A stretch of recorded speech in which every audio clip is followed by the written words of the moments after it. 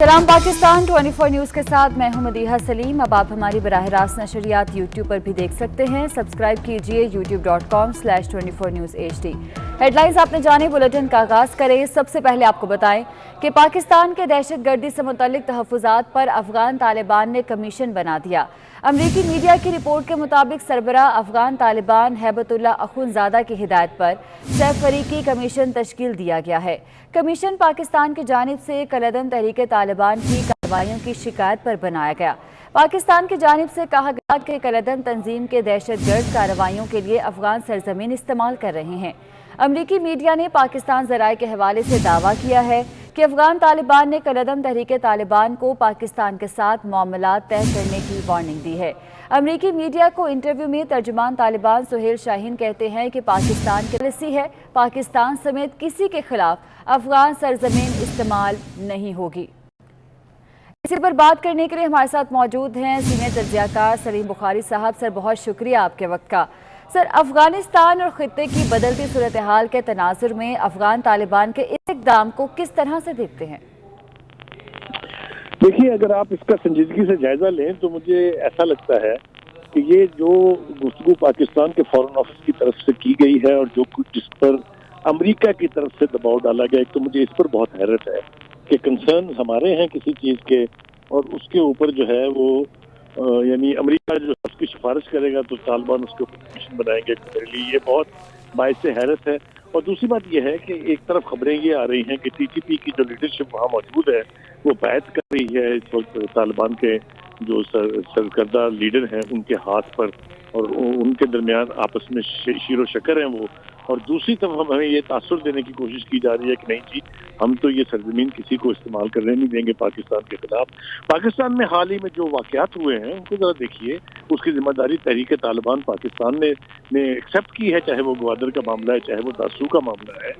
तो ये इतना आसान नहीं है ये एक तासुर देना कि जी हम कमीशन बना रहे हैं और ऐसा नहीं होने देंगे, और दूसरी तरफ जो ग्राउंड रियलिटीज हैं वो उससे बिल्कुल कंट्रास्ट हो।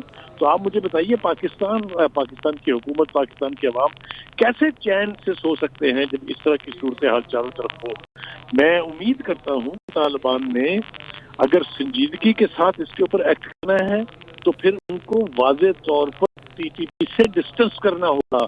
ये नहीं हो सकता कि टीटीपी उनके हाथ पर बैत कर रही हो, वहाँ उनके लिए गुंजाइश पैदा की जा रही हो और हम ये तवक्को रखें कि वो पाकिस्तान के खिलाफ कार्रवाई नहीं करेंगे। मैं इसको मानने के लिए तैयार नहीं हूँ। ठीक है, सलीम बुखारी साहब साथ ही रहेगा। हमारे साथ मौजूद हैं सीनियर तज्ज़ियाकार अहमद वलीद साहब। सर, बहुत शुक्रिया आपके वक्त का। अहमद वलीद साहब, कहा जा रहा है कि कलअदम तहरीक तालिबान को पाकिस्तान के साथ मामला तय करने की वार्निंग दी गई है। क्या ये समझा जाए कि अब मुस्तकबिल में पाकिस्तान का मगरबी बॉर्डर पुरसुकून हो जाएगा? देखिए, ये इतना आसान काम नहीं है कि जिस तरह से अब देखें उनको वार्निंग देना पड़ रही है। एक तरफ तो ये कि जो टीटीपी है उनके सामने है बिल्कुल कि पाकिस्तान की पॉलिसी किस तरह की है, वो किस तरह से खुशाइंद इसको करार दे रहे हैं कि उधर अफगानिस्तान में तालिबान की हुकूमत बन रही है और वो बैत भी ले रहे हैं उनके हाथों में। लेकिन वो पाकिस्तान की हुकूमत को टफ टाइम इधर दे रहे हैं बॉर्डर के ऊपर। अब वो स्प्लिंटर ग्रुप्स जो हैं इस तरह के, किसी भी जब कोई क़यादत का फुकदान हो या कोई समझे कि अगर नजरिए का वो आ जाए, इख्तलाफ आ जाए, तो उस इख्तलाफ में अक्सर ये देखने में आया है कि जो एक ऐसे ग्रुप्स होते हैं वो अपनी मेन क़यादत की बात नहीं मानते। अब अगर वार्निंग देने की तो नौबत ही नहीं आनी चाहिए थी कि जब तालिबान जो है वो वहाँ पर काबिज हो गए अफगानिस्तान पे और उन्हें पता है कि पाकिस्तान उनकी सपोर्ट कर रहा है और पाकिस्तान चाहता है कि वहाँ पे अमन हो और पाकिस्तान चाहता है कि वहाँ पर ऐसी हुकूमत बने, चाहे तालिबान हो चाहे दूसरे ग्रुप्स हो, तो मिलकर हुकूमत बनाए। तो ये तो बिल्कुल वाज़े तासुर है, वाज़े पॉलिसी है पाकिस्तान की। तो ये टीटीपी जो है वो इसको, अगर वो उन तालिबान के साथ है, उनके हाथों बैत ले रही है, तो वो इस बात को क्यों नहीं समझ पा रही। इसका मतलब है कि ऐसे ग्रुप्स जो कि बिल्कुल चाहते हैं कि वो अपने नजरिए से हट के जो मेन उनकी क़यादत है उनसे इख्तलाफ करके भी पाकिस्तान के खिलाफ अगर कार्रवाइयां करेंगे तो ये बहुत बड़ा मसला होगा। तालिबान के लिए भी मुश्किलात पेश आएंगी क्योंकि उन्होंने दुनिया में इंप्रेशन देना है कि हम अभी पुरअमन लोग हैं, हम किसी के खिलाफ कोई दुश्मनी नहीं रखते। लेकिन अगर उन्हीं के अंडर जो ग्रुप्स हैं जो उनके हाथों बैत ले रहे हैं और पाकिस्तान में इस तरह की कार्रवाइयां करेंगे یا ان کی بات نہیں مانیں گے یا ان کو وارننگ دینے کی ضرورت پڑ رہی ہے تو پھر مشکلات جو ہیں وہ ان کے لیے زیادہ بڑھیں گی. پاکستان کے لیے تو بڑی ہوئی ہیں, پاکستان تو ان کے خلاف ایکشن لے گا, لیکن ان کو زیادہ مسائل کا سامنا ہوگا دنیا بھر میں.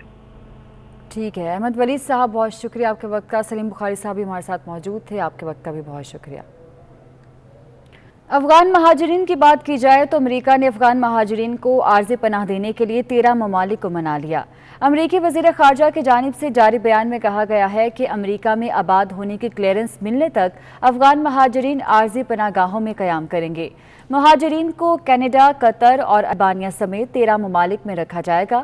بلنکن نے مزید کہا کہ کچھ ممالک نے انخلاء کے دوران مہاجرین کو راہداری دینے کا وعدہ بھی کیا ہے.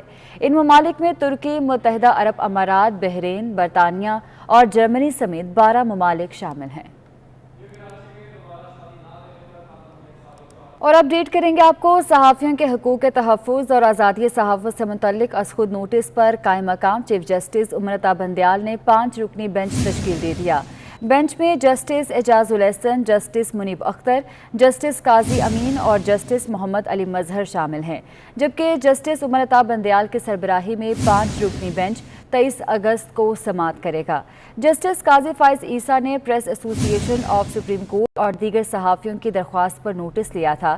تاہم نوٹس لینے والے جج جسٹس قاضی فائز عیسیٰ کو 5 رکنی لارجر بینچ میں شامل نہیں کیا گیا. 5 رکنی لارجر بینچ از خود نوٹس لینے کی وضاحت کے لیے قائم کیا گیا ہے. بینچ از خود نوٹس لینے کے اختیارات کا تعین بھی کرے گا. جسٹس قاضی فائز عیسیٰ نے از خود نوٹس 26 اگست کو اپنے بینچ میں مقرر کرنے کا حکم دیا تھا.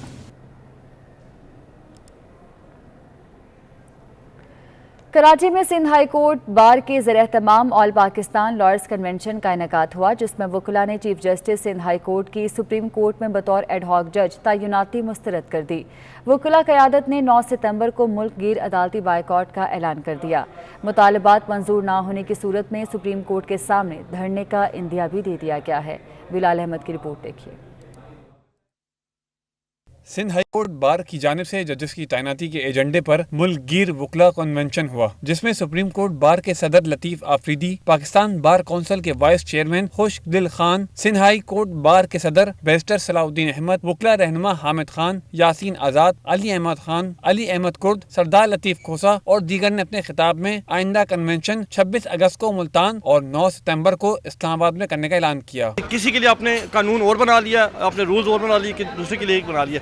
دیر مسٹ بی سم کرائٹیریا کہ جہاں جو ہے قانون کو رکھتے ہوئے، جہاں ٹرسٹ کو دیکھتے ہوئے، اسد ملک کا کیس دیکھتے ہوئے آپ کو یہ کرائٹیریا کرنا ہے. وکلاء اس چیز پہ متحد ہیں. وکلاء رہنماؤں نے کہا کہ جوڈیشل کمیشن اپنے فیصلے پر نظر ثانی کرے. وکلاء کنونشن کا انعقاد کسی جج اور وکیل کے لیے نہیں بلکہ عدلیہ کے لیے آواز بلند کر رہے ہیں. چیف جسٹس جوڈیشل کمیشن نے سینئرٹی کو پامال کیا، سینئرٹی کو اگنور کر کے، اس اصول کو اگنور کر کے. تو ہم یہ کہتے ہیں کہ نہیں، فیصلے میرر پر ہونی چاہیے، شفافیت ہونی چاہیے اور آپ سینئر کو مدد پریفرنس دے دیں.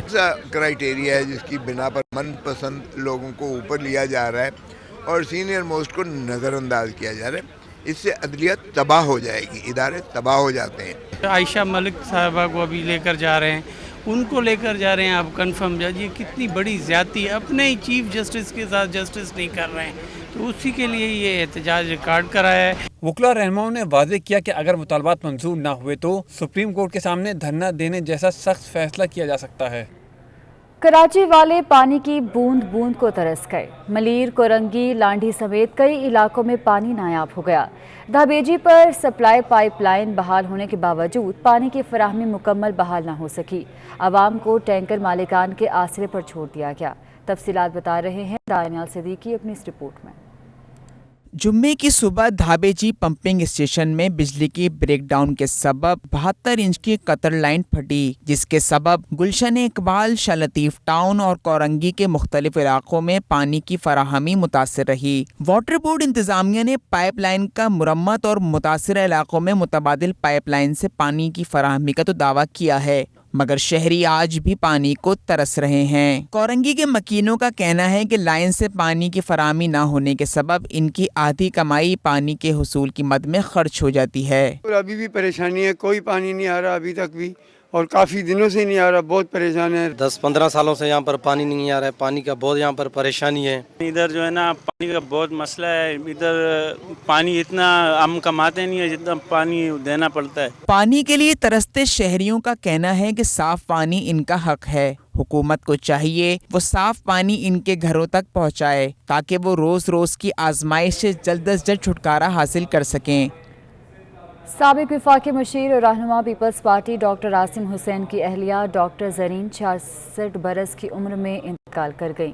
وہ طویل عرصے سے کینسر کے مرض میں مبتلا تھیں۔ ان کی میت آج شام 4 بجے نارتھ ناظم آباد سے ان کی رہائش گاہ سے اٹھائی جائے گی، جبکہ نماز جنازہ بعد نماز عصر لنک روڈ سپر ہائی وے پر ضیاء الدین یونیورسٹی کیمپس کی مسجد میں ادا ہوگی۔